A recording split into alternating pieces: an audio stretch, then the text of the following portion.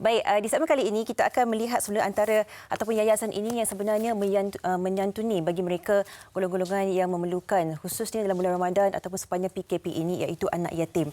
Dan bersama saya di talian Nur Muhammad Razali Abdullah, Pengurus Besar Yayasan Islam Darul Ihsan. Assalamualaikum, selamat pagi. Waalaikumsalam warahmatullahi wabarakatuh. Apa khabar, sihat ke? Alhamdulillah. Baik. Terima kasih kerana meluangkan masa. Mungkin boleh kongsikan bersama kita. Kita mulakan perbincangan kita bagaimana sebenarnya untuk kita fahami antara latar belakang penubuhan Yayasan Islam Darul Ihsan ataupun YID ini. Silakan. Okey. Bismillahirrahmanirrahim. Assalamualaikum warahmatullahi wabarakatuh. Waalaikumsalam. Pertamanya saya mengucapkan terima kasih kepada pengacara MHI pada pagi ini dan juga pihak pengurusan boleh diterima melalui MHI dan keputusan pada pagi yang bahagia pagi ini Untuk makluman penonton semua, Yayasan Islam Darul Ihsan ini merupakan sebuah agensi kebajikan di bawah Majlis Agama Islam Selangor. Di mana kita telah tubuhkan di bawah Majlis Agama Islam Selangor pada tahun 2011. Di mana kalau kita lihat sejarah penubuhan Yayasan Islam Darul Ihsan bermula daripada 2011. Seperti itu ada kejadian tanah runtuh di rumah anak yatim Al-Taqwa di Hulu Langat. Di mana ketika itu dulu Yang Maha Mulia Sultan Selangor telah berkenan turun melihat mangsa-mangsa dan itulah dulu Yang Maha Mulia Sultan Selangor merintahkan agar Majlis Agama Islam Selangor menubuhkan sebuah yayasan untuk membantu mereka-mereka yang terkesan daripada mangsa bencana. Dan pada itu pada 21 Jun 2012 pendaftaran Yayasan Islam Darul Ihsan ini telah diluluskan oleh Suruhanjaya Syarikat Malaysia di bawah Akta Syarikat Akta Syarikat Berhad menurut jaminan pada 21 Jun 2012. Itu kita punya sejarah yayasan. Dan pastinya bagi Yayasan Islam Darul Ihsan ini membawa satu tanggungjawab yang cukup besar dan cukup bermakna. Mungkin boleh kongsikan sebenarnya fungsi YIDE sebenarnya bagi pemahaman masyarakat yang tanggungjawab ini adalah satu perkara yang cukup besar untuk dipikul. Okey, terima kasih.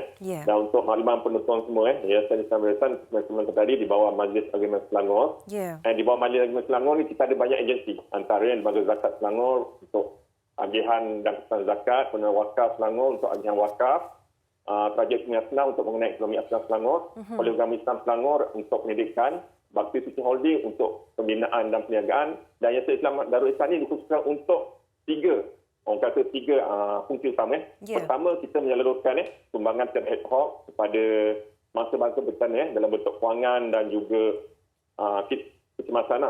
Bencana ini melibatkan banjir besar atau malapetaka, kebakaran sebagainya. Itu fungsi utama kita. Untuk fungsi utama kita yang kedua, kita menggunakan Hari Awal Anak Yatim di Selangor. Di mana pada memulai tahun 2014, Yayasan Islam Darul Ihsan diamanahkan oleh Majlis Agama Islam Selangor untuk melaksanakan program sumbangan Hari Raya Aidilfitri kepada anak yatim di negeri Selangor.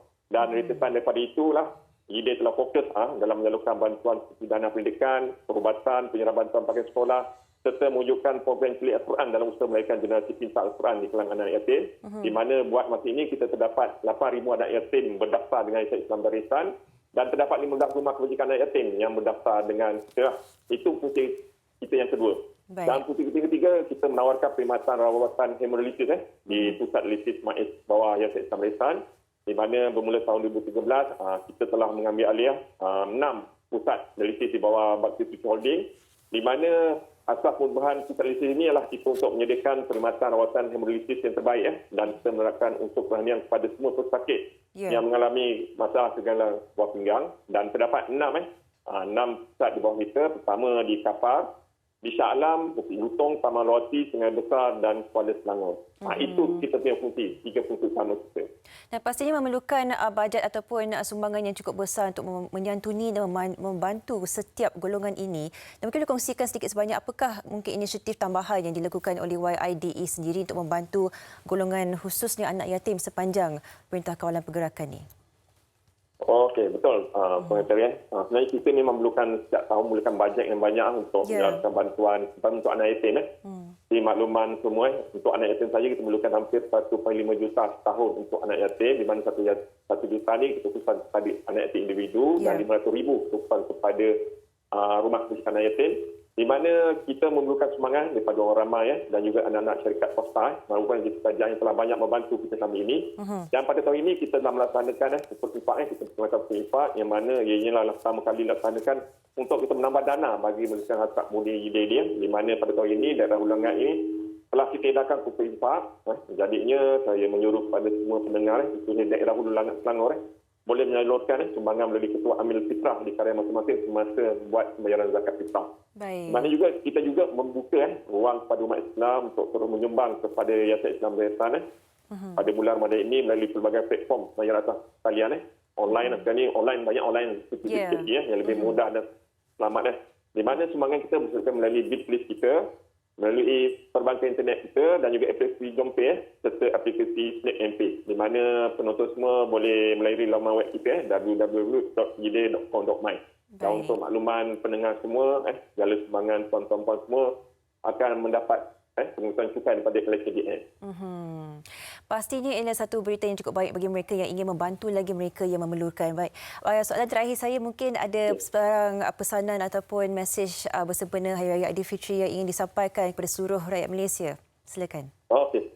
Terima kasih. Sekali lagi saya mengucapkan terima kasih kepada pihak MHI yang memberi ruang dan peluang kepada IDD untuk bersama pada pagi ini. Dan insya-Allah saya mengharapkan ada ruang lain untuk IDD akan datang. Saya menyuruh sekali lagi kepada semua umat Islam terus menyumbang kepada Yayasan Islam Darul Ihsan bagi membantu pelongosan yang kita katakan tadi. Dan sebelum itu saya mewakili warga kerja Yayasan Islam Darul Ihsan mengucapkan selamat Hari Raya Aidilfitri kepada semua umat Islam khususnya di Selangor dan amnya Selangor di seluruh negara.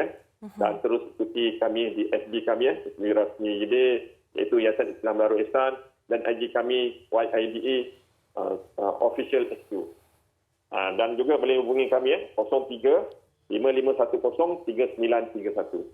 Baik, terima kasih kita nak ucapkan kerana sudi meluangkan masa berkongsi dengan kita apa yang terkini berkenaan dengan Yayasan Islam Darul Ihsan ataupun dikenali sebagai IID. Terima kasih diucapkan kepada Encik Nur Muhammad Razali Abdullah. Selamat Hari Raya juga diucapkan dan jaga diri ya.